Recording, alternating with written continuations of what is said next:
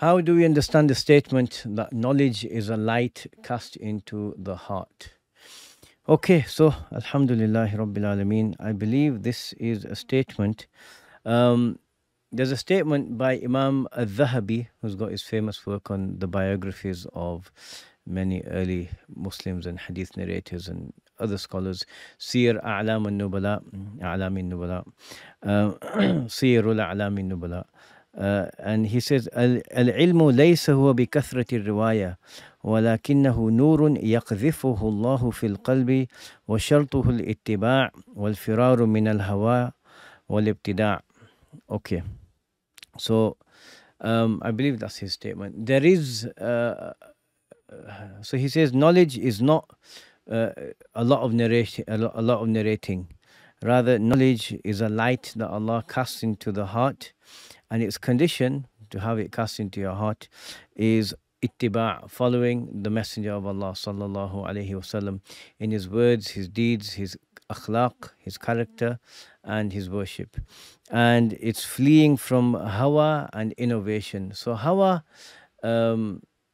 I believe, well, hawa is when a person just follows his egotistical whims and desires, just doing what he wants, however he wants. And innovation is the opposite of the sunnah, where people introduce practices or elements into the deen that don't align with the spirit of the sunnah. I believe so. That's his statement. From what I could find.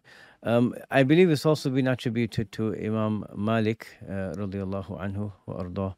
So what does it mean? So he said, so is knowledge a lot of narration? And if it is from one of the early Muslims like Imam Malik, then clearly they used to narrate a lot of hadith from the Prophet sallallahu alaihi wasallam and take their rulings directly from the wordings of the hadith. So is outward knowledge, let's say, is this knowledge? Yes, it is. But what he's saying is that it's not the goal in and of itself, right? The goal in and of itself is in Allah la yanzuru ila suwarikum wala ila a'malikum walakin yanzuru ila qulubikum. Sorry. The narration should be إن الله لا ينظر إلى صوركم ولا إلى أموالكم ولكن ينظر إلى قلوبكم وأعمالكم. Allah subhanahu wa ta'ala, He doesn't look at your outward forms and your wealth, your properties. Rather, Allah looks at your hearts and your deeds, right?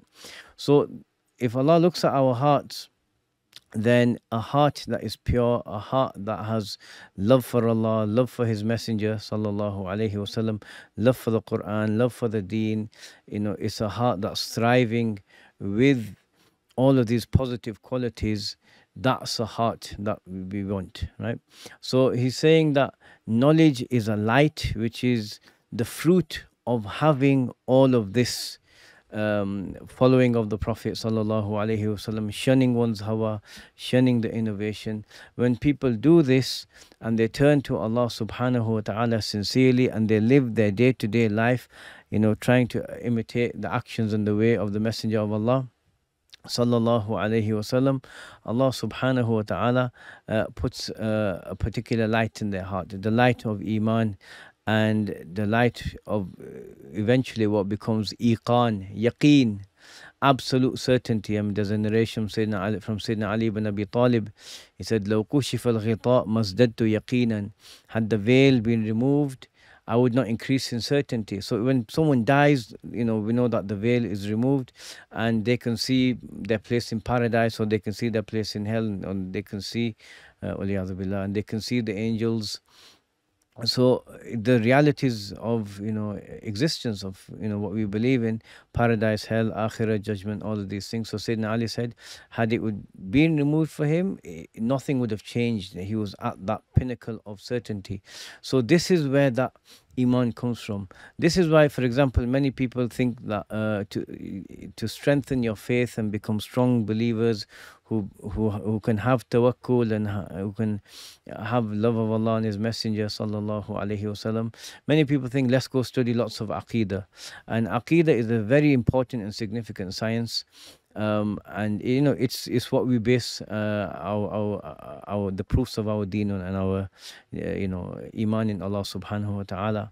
But studying lots of proofs and lots of um, positions of heretical sects, and debunking their arguments doesn't increase your iman. Rather, as what Imam al-Ghazali says, it's works and deeds. So when you do these deeds, there's a light that Allah gives a person, which which comes into their heart, into their soul, and that light is sought out in and of itself. And then we have this narration. Some of the ulama have said it's a Hasan narration, a well authenticated one, where there's a young man called Haritha sleeping in the mosque, radiyallahu anhu.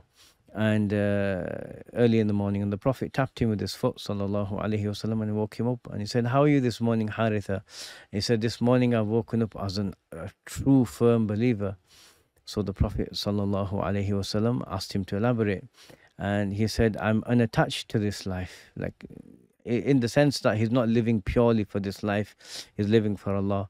And then he said that his days are spent fasting, his nights are spent in prayer, and he said it's as though he could see the people of paradise enjoying themselves, visiting each other. He could see the people of hell, getting punished, and he could see the throne of Allah subhanahu wa ta'ala. All of this level of iman and increase comes from that light.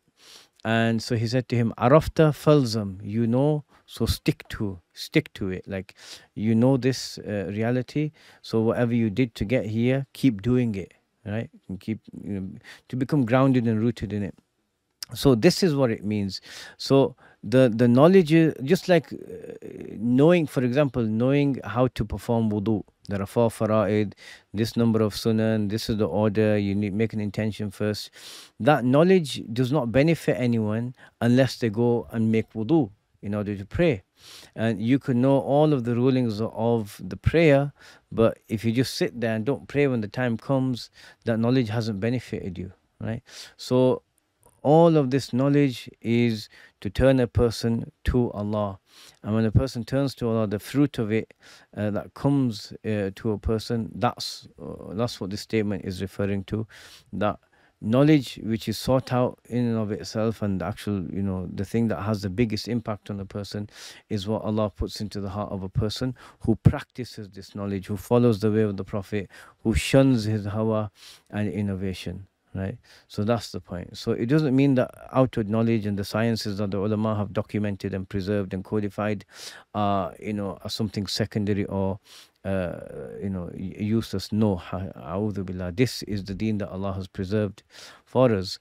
Rather, they are the means to getting to the end, and the means in and of itself is something significant and important, but the end is much more important. Arriving at a state of yaqeen, absolute certainty in Allah and His Messenger and everything we've been commanded to believe in. So that's what it is, and Allah knows best. La ilaha illallah Muhammad Rasulullah.